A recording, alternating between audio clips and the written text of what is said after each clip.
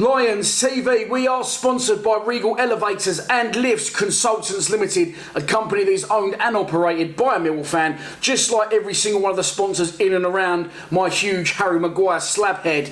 If you are going to do a bit of business, then please keep it in the Millwall family and check out all of our sponsors' website links in the description below. Now, this is your pre-match prediction for Saturday's trip to the Hawthorns. 1,500 Millwall fans at least will descend on West Bromwich Albion, but this will be a very difficult day at the office. Let's start out by taking a look at the 11 that I think Neil Harris will pick to start the match. This is a tough one to predict. It's been the best start we've had in the Championship under Neil Harris's reign. Last season we drew 2-2 against Middlesbrough in the opening day. The season before we lost 1-0 away at Nottingham Forest in the opening day. So with a gaffer that predominantly doesn't like to change things unless he has to, it's difficult to see him making any changes. So on that basis, I'm going to go for an unchanged side. Other than, of course, the goalkeeper. Frank Fielding is out, and I expect Bartosz Bulkowski to take his place. I think it will be Bulkowski in goal, Marlon Romeo right back, Murray Wallace left back, Jake Cooper and Alex Pearce centre defence, Sean Williams and Ben Thompson centre midfield, Wallace right midfield, Mahoney left, and up front it will be Aidan O'Brien and Matt Smith, with Aidan O'Brien playing just off Matt Smith. Now, is that the team that I would pick? No, it's a difficult decision for the gaffer because I can't decide and it's absolutely nothing to do with me. But I think we need some pace up there. I think Aidan played well, and I think that Matt Smith had an effect on the game. Obviously didn't do too bad. A lot of people thought Matt Smith played very well, and again, everyone each to their own. I'd probably be a bit controversial and play 4-5-1. I'd probably leave Aidan up just behind the striker, but I played Tom Bradshaw. The reason being we need some pace up there, and there is a method to my madness. The reason I want to drop Matt Smith out is this.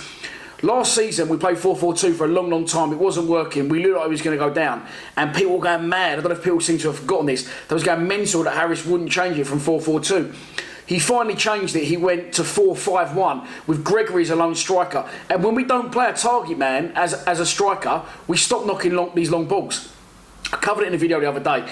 We got success and results at Derby, win, Middlesbrough draw, and Birmingham. 3 very difficult places to go towards the back end of last season. 3 big clubs in the Championship, and we got some good results. I think we took 7 points from those 3 games. With Lee Gregory as a lone striker, no target man, and playing attacking football on the break, counter-attacking football, and we had success with it. And I think that's going to be our best option when we go to West Brom on Saturday. So on that basis alone is the only reason I would drop Matt Smith and probably put in Tom Bradshaw. Another option would be to bring Jed Central and have Jed Central in a midfield 3 with Ben Thompson and Sean Williams, and have Giri Scalak on the right with Bradshaw up front. A lot of people will say that they wouldn't like those 3 central midfield, that it will be too attacking. But again, a lot of pace through the middle. I'm not overly sold on Jed on the wing, and he can pull out moments of brilliance. A good goal Saturday, which came from the centre of the pitch. So I think Jed would be even better and have even more of an influence on the game in the centre of midfield. So let's move on to our opposition. Of course it is, as I've mentioned, West Bromwich Albion. It was their first season back in the Championship last season, having been relegated from the Premier League, and I think they had a little feeling they was going to bounce back first time, and they found out that this league is definitely not easy to get out of. They was in and around the playoffs all season. Darren Moore was doing a good job as far as I was concerned. I think they was 4th when they sacked him. They had a run. They didn't even have a run of many losses. They had a couple of loss. They lost against Leeds on the box, which was a heavy defeat, and then I think they had a draw at home with a team near the bottom, and bam, thanks for coming. Good night, Vienna. Darren Moore was out the door. They had a short-term replacement who was some of their coaching staff. I can't remember who. They reached the playoffs. They, of course, lost to their local rivals and eventual promotion winners, Aston Villa. As we know, they're a good side. Even in that game, though, I think they had a player sent off West Brom, but before they did, they looked a bit short. They did look short. They had a good, when we went there last season, I thought they looked like a good side. They had Dwight Gow up front, who's now gone back to wherever he came from. I think he was on loan. And they've spent in the summer around £14 million. The biggest of those signings, obviously, was Kenneth Zohore from Cardiff. No doubt I've got his pronunciation wrong, but yeah, they spent £14 million this summer, which it seems weird to say. In Championship terms, it's not actually that much money anymore, but still obviously a lot more than we would spend. I think they're expecting to go up this year. They've got a new manager on board in Slaven. Of course, we know all about him. He's managed Croatia and he's managed the enemy. So I think they are and will be expecting to return to the Premier League at this attempt. Will they do it? Only time will tell. This is your pre-match prediction, and here we go. I'm going to be positive. I'm going to go for us to grind out a 1-1 draw with our back four having a very busy afternoon, and also Bartosz Bulkowski is going to show us what he's made of.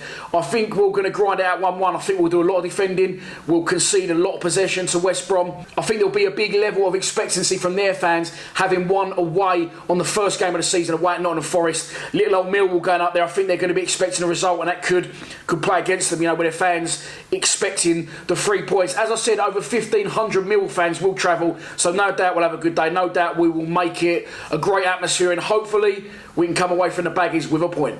So that's your lot for this pre-match prediction. There will be fan score prediction VTs going up tonight. There could be 1, there could be 2. The Junior Lions, a few of them now have decided to jump on board, which I'm all over. And of course, the ever-present adults will be there talking as much bollocks as I do. So check out those if you haven't already. And also, please, I just want to say thank you. Please, thank you. Thank you, please. I want to say thank you to all of you for getting behind the documentary from the Docks of the Den. It's had over 20,000 views in its first 7 days. I've put it on a separate playlist on the channel, so you can just go there, watch the trailer, and parts 1, 2, 3, bang, job done.